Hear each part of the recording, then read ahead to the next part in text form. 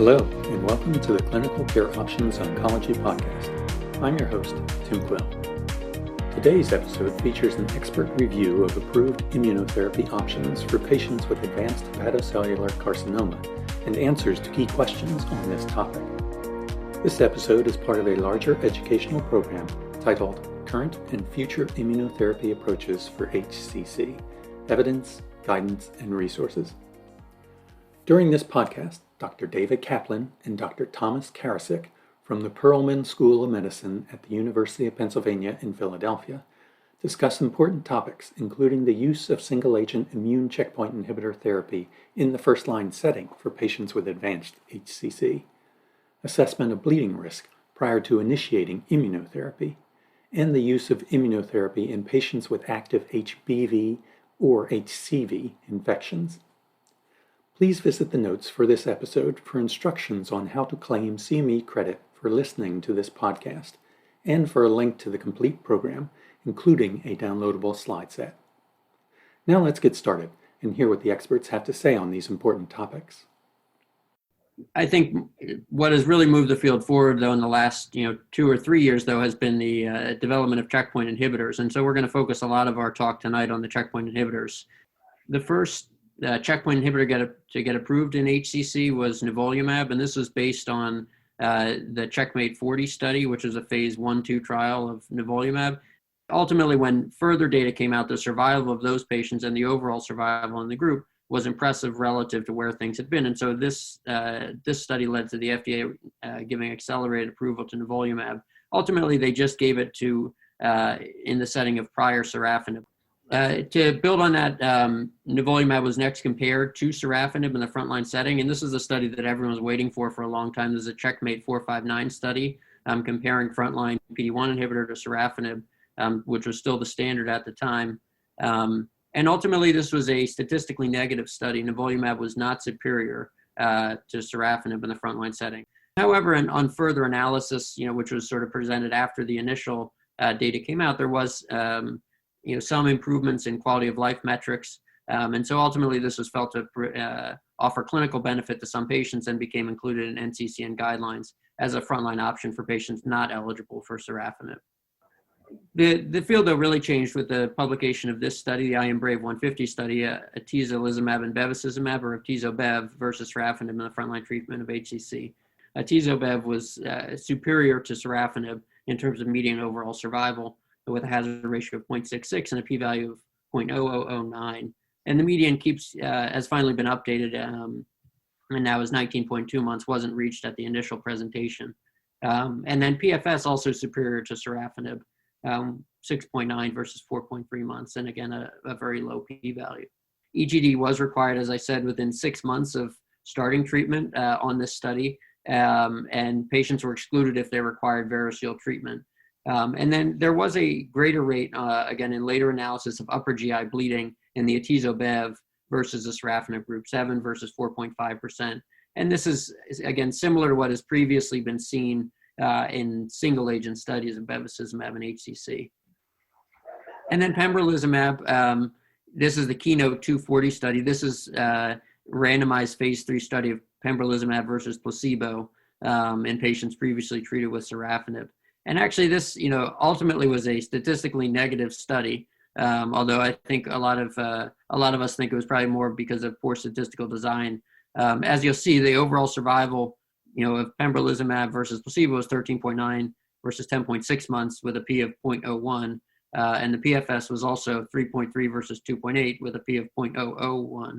But the overall primary endpoint was actually OS and PFS, a composite endpoint. And so ultimately, this is a statistically negative study, but it was approved already based on a prior phase 2 study, and the approval has not been revoked. So pembrolizumab is still an option for patients previously treated with sorafenib.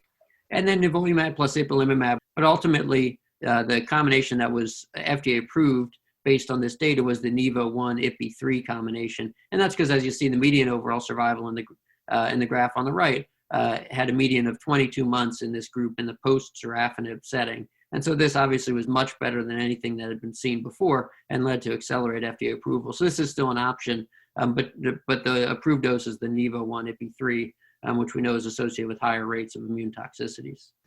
Tom, before we move on, so what setting might you use single agent Nivo in the first line? Like, which patients would you select for that?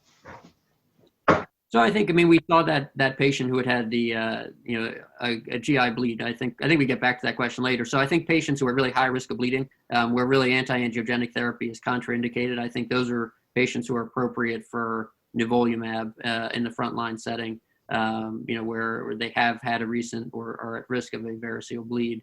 I think those are largely the patients where I do it in. I think Child-Pugh B patients, it certainly is an option for some of those patients as well, because there was a cohort in the Checkmate 40 study with B7, B8. So nivolumab monotherapy would be an option for some of them as well.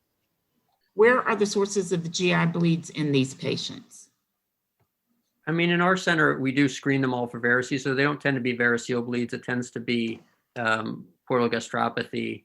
Certainly we know that patients on long-term bevacizumab with colon cancer also form AVMs and other things like that, but it tends to be, portal gastropathy or things that are not as intervenable as varices.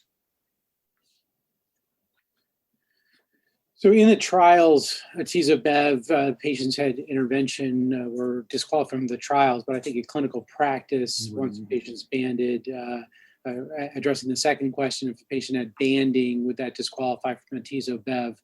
I think generally the practice is once banded, that patients proceed with therapy. Right. I think the key is that they've had usually complete eradication. And that, again, the trials are written in a way where usually they're excluded if they had any treatment of varices within 3 months. That, is vague about people who are on chronic beta blocker, but certainly I think for people who have been banded, it's nice to have some interval. You don't always have that, have that luxury of time.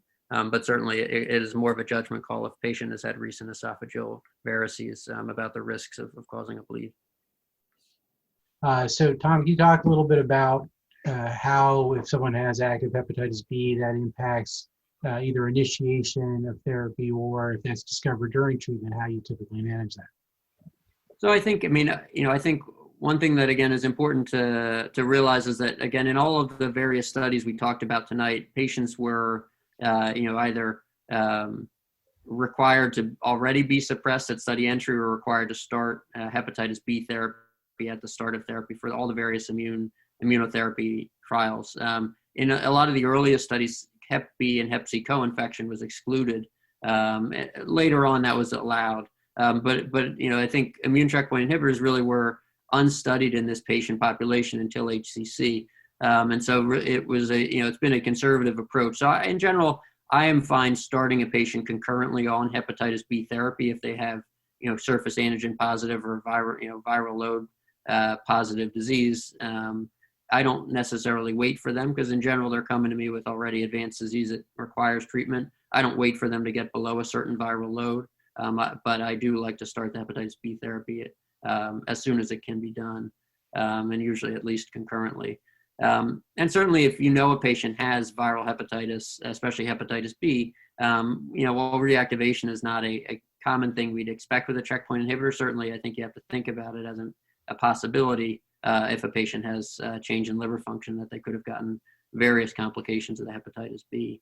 And I would just highlight for the non-hepatologists, the audience, that patients with cirrhosis related to hepatitis B really have an indication to be on antiviral therapy simply because they have cirrhosis, if they have any DNA. And most hepatologists put patients, even if they have undetectable viremia, if they're surface antigen positive, on lifelong antiviral therapy, which is safe, effective, well tolerated, now generic and inexpensive. If the patient is surface antigen positive, it's important to check to make sure the patient is on suppressive therapy, somewhat independent of the immunotherapy decision. With hepatitis C, it's a little bit more complicated. There is some data that antiviral therapy for hepatitis C is less effective in patients who have active malignancy. Having said that, as the cost of those drugs has come down and there's increasing access, we're generally initiating treatment even in patients with fairly large tumors at an early stage, because more and more data is showing that patients who get started on antiviral therapy for hepatitis C early on tend to have fewer decompensation events during first-line therapy and are able to tolerate second and third-line therapies better if their HCV is cured. So while payers might put up some barriers to treatment, it's a fight worth fighting to get the patients on antiviral therapy for Hep C early on. Yeah, and I'll certainly second that. I certainly, as our systemic therapies have gotten better and better, I have more and more patients who ultimately have more complications just related to their underlying liver disease, even when their tumor is controlled. So I certainly, always try to have my patients see a hepatologist, even if I'm their first referral early in their course, to get treatment of their viral hepatitis and work up for their, all their varices and everything else. I think it's really essential.